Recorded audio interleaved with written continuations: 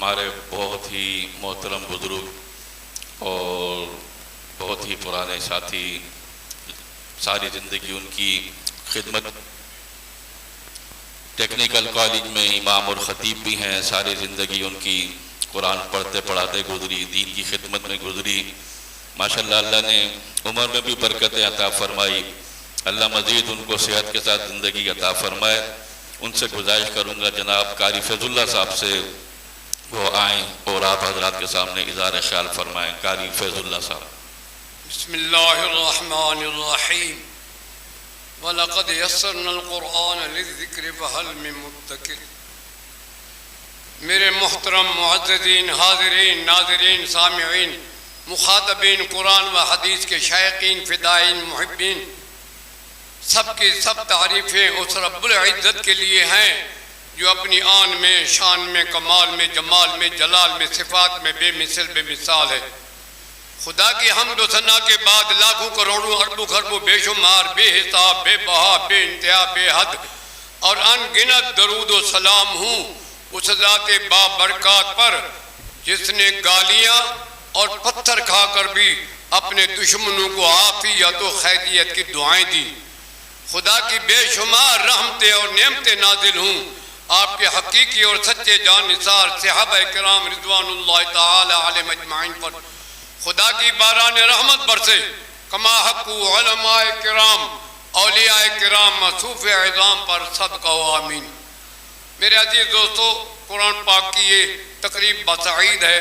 قرآن شریف کے متعلق کی باتیں کی جائیں گی، ادھر ادھر کی باتیں نہیں کریں گے۔ رحمت للعالمین، شفیع المذنبین، شافی محشر، ساقی کوثر، اللہ کے پیارے محبوب پر جب قرآن مجید نازل ہوتا تھا تو آپ کوشش کرتے کہ میں اس کو حفظ کروں۔ اللہ رب العزت نے ارشاد فرمایا میرے محبوب ثم ان علینا بیانا، ہم آپ کو حفظ کرائیں گے، آپ اس کے معنی اور مطالب پر غور کریں۔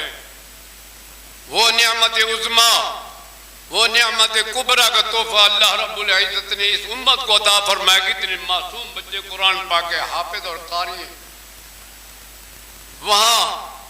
یہاں جہاں کہیں بھی دیکھیں مدارس میں چھوٹے چھوٹے معصوم بچے قرآن کے حافظ اور قاری ہیں۔ کیوں نہ ہو ممتاز دین دنیا کے دینوں میں، وہاں دین کتابوں میں، یہاں قرآن سینوں میں۔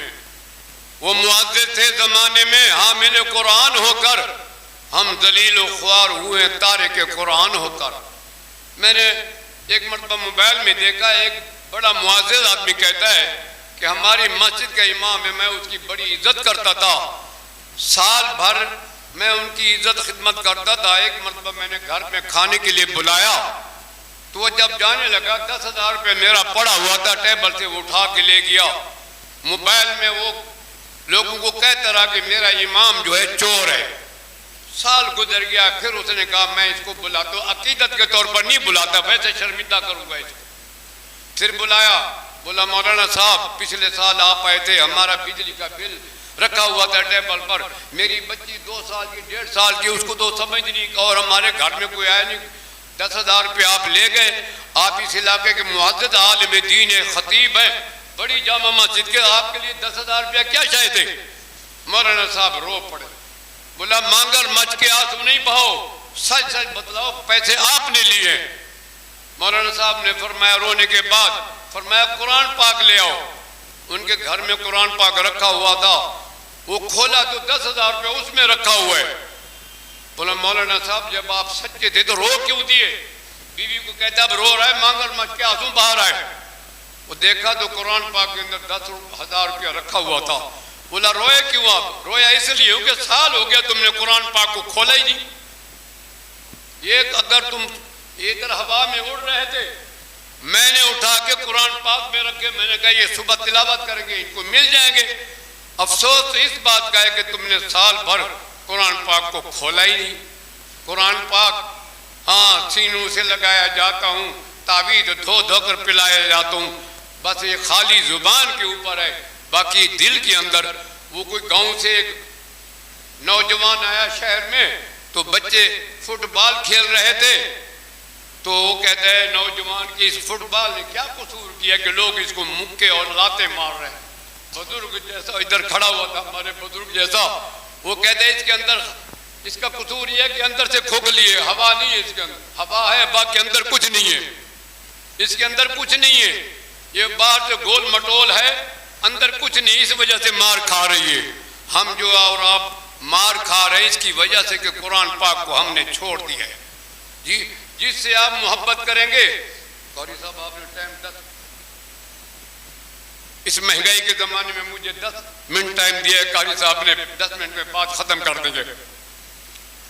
وہ خلیفہ ہارون رشید نے بڑا دربار لگایا، بڑے بڑے علماء صلحاء غوث قطب ابدال حاضر ہوئے، اس نے کہا آپ میں سے کون ہے جو مجھے وہ وظیفہ بتلائے جس سے مجھے اللہ کے رسول کی خواب میں زیارت ہو جائے۔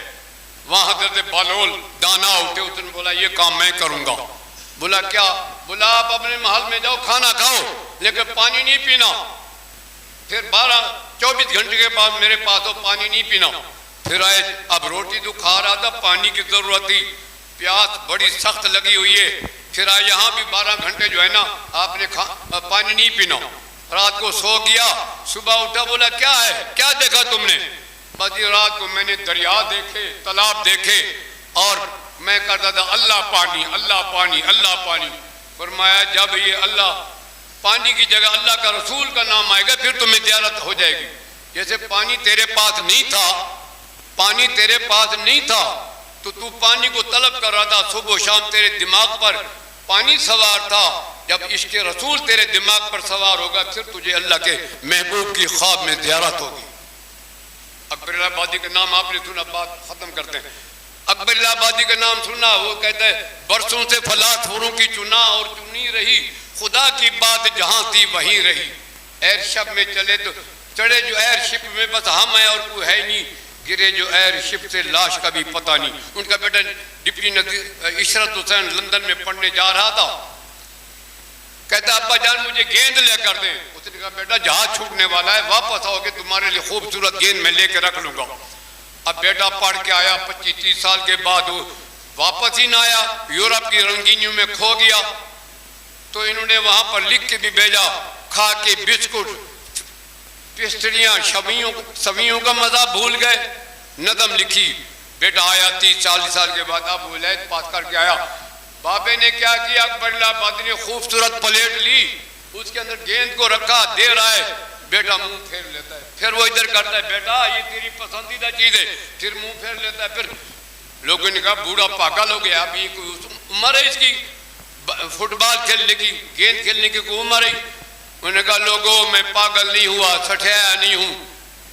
دن قیامت کے وہ لوگ جو اللہ کو بھول جاتے ہیں، دنیا کی چیزوں میں دل لگاتے ہیں، اللہ رب العزت ان کے سامنے بھی وہ چیزیں پیش کریں گے، وہ ایسے شرمائیں گے جیسا میرا بیٹا شرما رہا ہے۔ تو قرآن مجید کی شفاعت چاہتے ہو تو قرآن کو زیادہ پڑھو، قرآن کو زیادہ پڑھو۔ آخر میں عرض ہے کہ قاری صاحب کا فون آیا میرے پاس کہ قاری صاحب مدرسے کا پروگرام ہے۔ میں نے کہا قاری اللہ دار صاحب آپ کے مدرسے کتنے جو آپ کی زیر سرپرستی چلتے، مجھے پہلے یہ بتلائیں۔ کبھی آپ فون کرتے کماڑی میں بابا بھٹ شاہ میں مدرسہ ہے آپ کا، کبھی کہتے او آخر میں ملیر کے کونے پر جہاں کراچی ختم ہو رہے وہاں آپ کا مدرسہ ہے، کبھی آپ ہاپ چوکی میں مجھے بلاتے ہیں، کبھی ادھر کہاں لانڈی کرنگی کے آخر میں بلاتے۔ کتنے مدرسے آپ کے زیر سرپرستی چل رہے ہیں؟ تو آج بھی اس مدرسے کا بتلایا، بولا نہیں میرے اپنے مدرسے میں آؤ، پہلے تو اور جگہ بلاتے تھے۔ حضرت لقمان حکیم علم حکمت کی باتیں کر رہے تھے، ایک آدمی اٹھا، اس نے بولا آپ بکریوں کے چراوا تھے، علم حکمت کہاں سے سیکھا؟ اس نے کہا اللہ کی مہربانی سے تقوی سے سیکھا ہے۔ میں جاتا ہوں پشاور میں جاتا ہوں کشمور میں جاتا ہوں کوچے میں، لوگ مجھ سے پوچھتے قاری اللہ داد کی عمر کتنی ہے؟ میں کہتا ہوں فتوے کے روح سے بتلاؤں یا تقوی کے روح سے بتلاؤں؟ فتوے کے روح سے یہ ہے کہ 40-50 سال عمر ہے، تقوی کے روح سے یہ ہے جیسے حضرت لقمان نے فرمایا کہ اللہ کی مہربانی سے تقوی میں نے اختیار کیا، اللہ نے یہ علم حکمت مجھے عطا فرمایا۔ تو قاری اللہ داد صاحب بھی، میں نے کہا ان کی عمر 50 سال ہے اور تقوی کی روح سے کہ عمر 2 سال ہے۔ 200 سال میں جو آدمی تقوی کا مقام حاصل کرتا ہے، قاری اللہ داد نے وہ مقام 40-50 سال کی عمر میں حاصل کر لیا ہے۔ ہاں میں جب دیکھتا ہوں مولانا تقی عثمانی صاحب شیخ الاسلام کہتے ہیں قاری اللہ داد میرا دوست ہے. ڈاکٹر عارف باللہ مولانا عبدالحی صاحب فرماتے ہیں قاری اللہ داد میرا دوست ہے. شام زئی صاحب فرماتے ہیں کہ میرا دوست ہے. حضرت یوسف بانوری رحمۃ اللہ علیہ فرماتے ہیں کہ قاری اللہ داد میرا دوست ہے. میں مفتی ظرف علی خان کے ساتھ ان کے ساتھ گیا. مفتی ظرف علی خان کہتے ہیں میرے دوست ہیں. مولانا سلیم اللہ خان صاحب فرماتے ہیں میرے دوست ہیں. پھر مولانا اسود یار خان صاحب فرماتے ہیں میرے دوست ہیں. مولانا جمیل احمد صاحب تھانوی شہید رحمۃ اللہ علیہ فرماتے ہیں کہ میرے دوست ہیں. اللہ پاک نے یہ مقام ان کو تقوی سے دیا ہے. مسلمانوں کی یقین ایمان اعمال اور کردار کے لحاظ سے 3 قسمیں. ایک صاحب تقوی، یہی اللہ پاک نے یہ نعمت عظمیٰ نعمت کبریٰ قاری اللہ داد صاحب کو عطا فرمائیے. اللہ پاک ان سے قرآن کی خدمت لے رہا ہے. مدارس کی سرپرستی ہے. کبھی بلاتے گلشن اقبال میں، مدرسہ شفیق الاسلام میں، وہاں بیان ہوتا ہے، کبھی کہیں بیان. ہماری دعا ہے کہ اللہ رب العزت کو ان کو عمر دراز عطا فرمائے، عمر نو عطا فرمائے. یہ قرآن پاک کی خدمت کرتے رہیں. اللہ رب العزت ہمیں اور آپ کو قرآن پڑھنے سمجھنے اس پر عمل کرنے کی توفیق رفیق عطا فرمائے. وآخر دعوانا الحمدللہ رب العالمین.